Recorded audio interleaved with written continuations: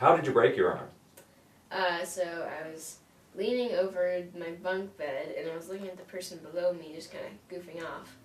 And it was during rest hour, and then I was on my sleeping bag, and I started to slip, and and then with my right arm, I caught my suitcase, and then I fell right here on the floor from about 3 to 4 feet height, and that's how it was. Yeah, I just broke my arm, and I was in the emergency room, but on Ben's phone, he was FaceTiming, and everyone was saying hi to me and being really nice.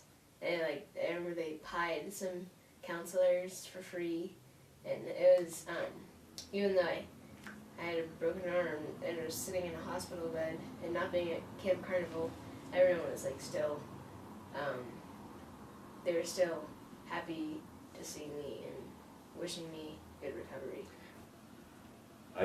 I've been coming here for almost 30 years.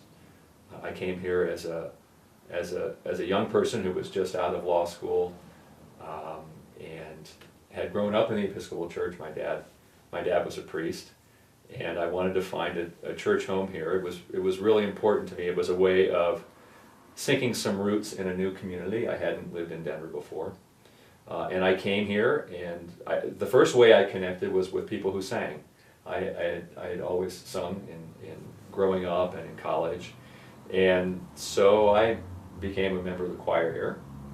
And in those days, the choir was big, and we had orchestras, and we had lots of concerts, and we recorded lots of CDs.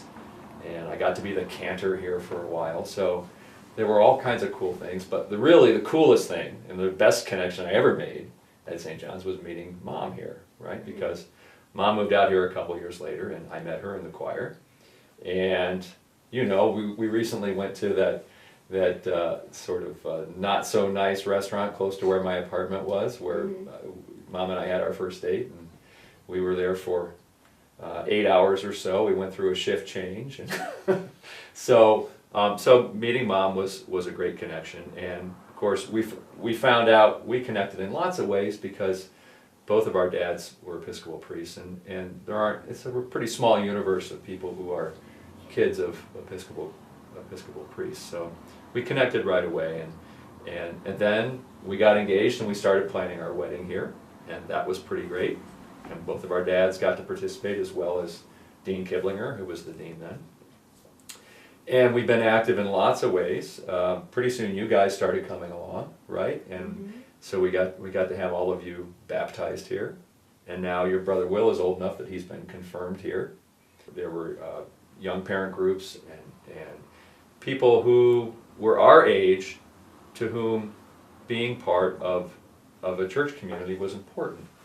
And it's really great to have friends like that, because you can come together, whether it's on Sunday or whether it's meeting them for a drink during the week or having dinner at their house, or for a while we would have Wednesday night book groups where people with young kids got together, and we talked about life, but we talked about life knowing that we all came from a similar perspective, where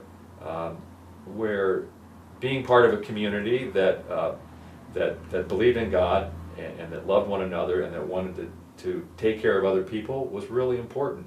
And we all had young kids that we had to take care of, but we also talked about how we do broader community service, and how we teach that to our kids, right? How we make sure that they know how important it is and how much we feel called to take care of one another. And that there have been lots of leadership changes here at the Cathedral over the years, but the one thing that's always been true, a couple things have always been true. The music's always been good, the liturgy is beautiful, and that's always been something that's really important to me here. Worship is a way, coming at least once a week on Sunday, it kind of grounds me. It makes me stop. It's like we had to turn our phones off for this interview, right? It's like you got to turn your phone off and say, hey, for an hour or an hour and a half, I'm just going to be present. I'm going to be present with people I love. I'm going to be present with God, and I can kind of focus on things that are really important, and that gives me strength for the rest of the week when I get bombarded with all the things that come at work and home and all that sort of stuff.